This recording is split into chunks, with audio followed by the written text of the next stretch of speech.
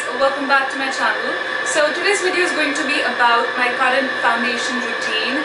Now this video will be all about what foundations am I using currently, how am I applying them, how do I set them, and all that jazz. So if you really want to see how I apply my foundation, then please keep on watching. Also, this is the process that I follow when I have to wear like a full-fledged face of makeup. I do not do this on daily basis, nor do I recommend doing this on daily basis. This is kind of a little bit heavy for your skin if you do it on regular basis, but otherwise it's really like really nice and light base and looks flawless and easy to achieve. And yeah, without any further ado, let's just go into the video. So I've already toned my face using the Vivelle Cell Renew Clarifying Skin Toner. So after I washed my face, I used this as my toner, and then I sprayed on some of the Oilcraft Punch Push water, and then followed up with Cetaphil as the moisturizer. And then for the primer, I have used the Acne lotion. Now this is a very unusual choice for a primer because this is not a primer per se, but this is basically your anti-acne treatment. It has a very watery consistency, it has a very watery texture, and I think it's a wonderful base for applying makeup because it kind of gives a very smooth finish to your skin. It kind of forms a very thin layer over your skin, so it does the job of a primer really well, wherein it does not let the makeup come in direct contact with the skin or the skin oils. Therefore it helps in letting the makeup stay on your skin for a longer period of time because the oils of your skin are not coming in direct contact with the foundation and they're not breaking it down. So also this is very inexpensive and it is a treatment for acne prone skin, so it keeps your acne at bay. It improves the lasting power of your makeup, so it's a wonderful makeup primer. And if you can, please get your hands on this if you have acne prone skin. I think it's a wonderful makeup primer. So for foundation, I am currently using a combination of three. It's just my preference. The main foundation is the Maybelline Dream Satin Skin Finish Foundation.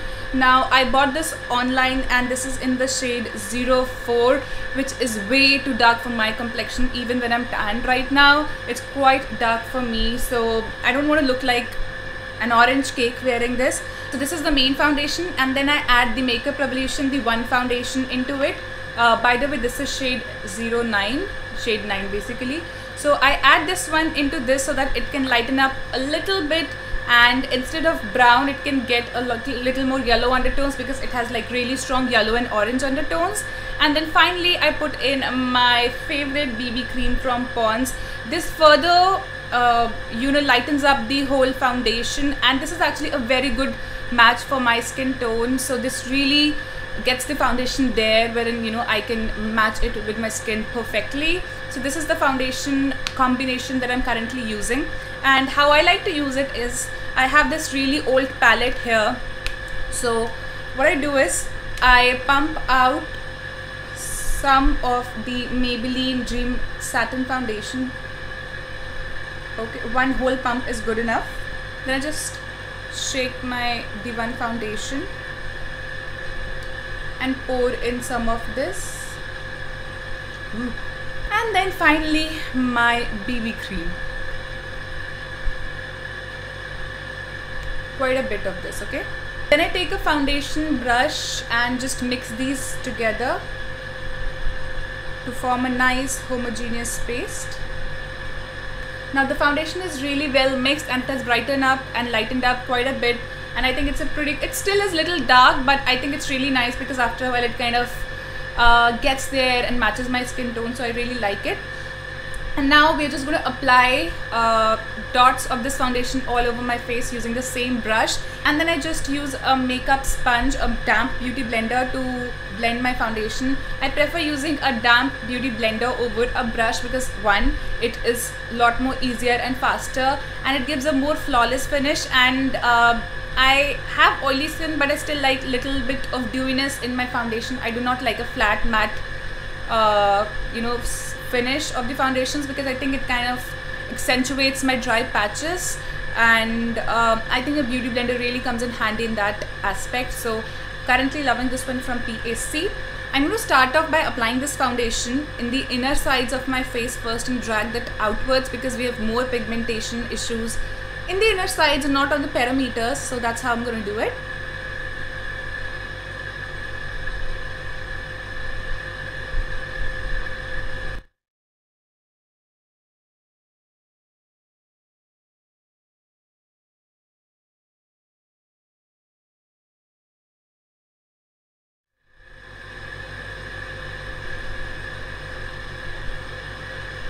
Now if you want a flawless foundation, the trick is to give it the time to blend and to press the foundation in your skin. Never drag your beauty blender across your face. Blend it, push it in, okay?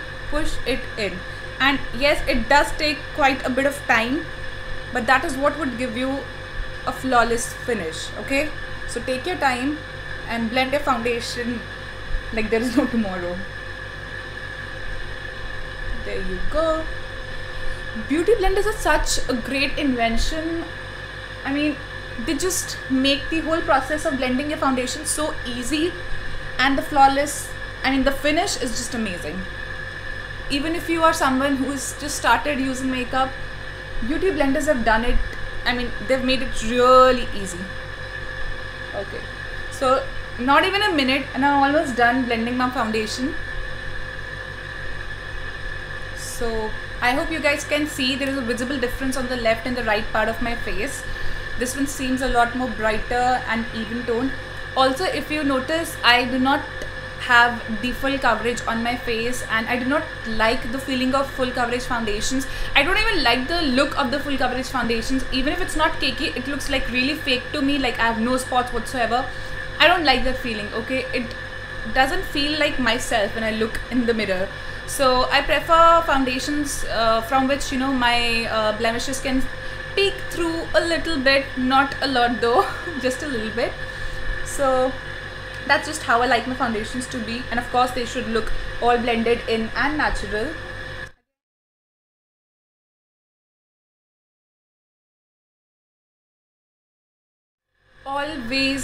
Always moisturize your face before you put your foundation, even if you have the most oily skin ever, because the moisturizer kind of makes it really easy for your foundation to glide onto your face, and also it makes it look a lot less patchy. So if you're someone who doesn't, because I used to do that, okay, I know what it feels like. When you are someone who has very oily skin, we people tend to make this mistake of skipping out the moisturizer, but trust me, it will make a huge difference. So please do not skip your moisturizer ever. Even if you're not wearing makeup, please wear a moisturizer.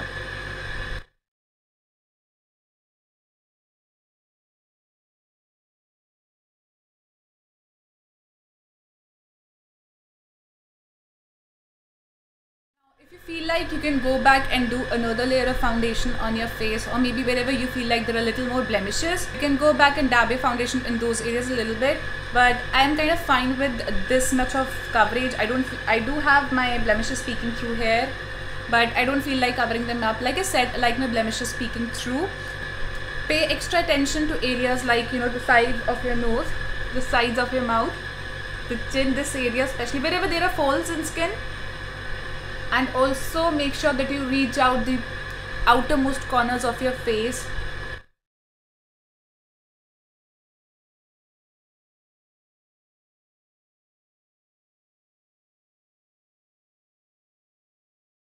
So the foundation is done. Now I'm gonna go ahead and color correct a little. Use any peach colored or orange colored corrector for correcting your under eye dark circles.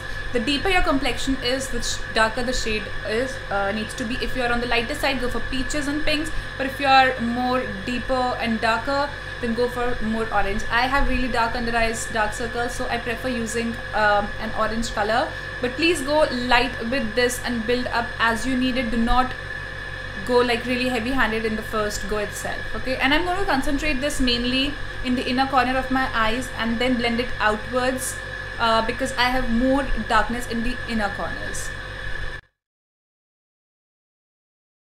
So just dabbing a little bit and then blending out with my finger.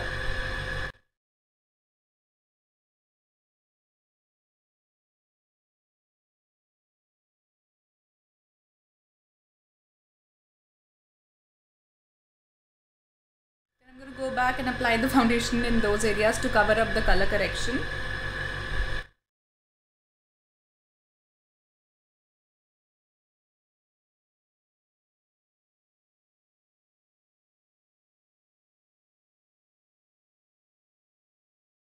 Next, I'm going to go and highlight my under eyes using a concealer which is lighter than my complexion.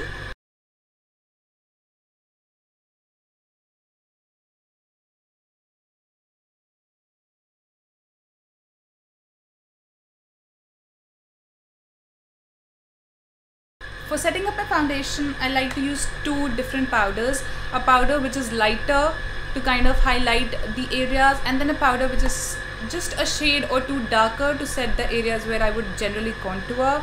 Now, for the lighter shade, I like to use Lakme 9 to 5 Compact, and this is in the shade Melon Matte. Such a beautiful color for someone who has a complexion similar to mine. So I basically like to use it under my eyes, on the this area, the nose, the high points of my cheeks, under the jawline, under the hollows of my cheeks. And the texture is so beautiful. It's so finely milled, so it works as a great under eye setting powder. Now when I apply the powder, I make sure that I'm not swiping the brush. I'm patting it onto my skin. If you remember, I patted or bounced the beauty blender and pushed it into the skin. Similar motion has to be used for setting and for putting up the powder, so that your foundation or concealer does not budge. If you go like that, this is going to move the foundation from its place, and we do not want to ruin the hard work that we just done. So please, even if you're using a makeup sponge, please dab it, pat it, okay? Now the powder has been applied on these areas, so now I can swipe off the brush very slowly, so that if there is any excess powder, it can come off very lightly, okay?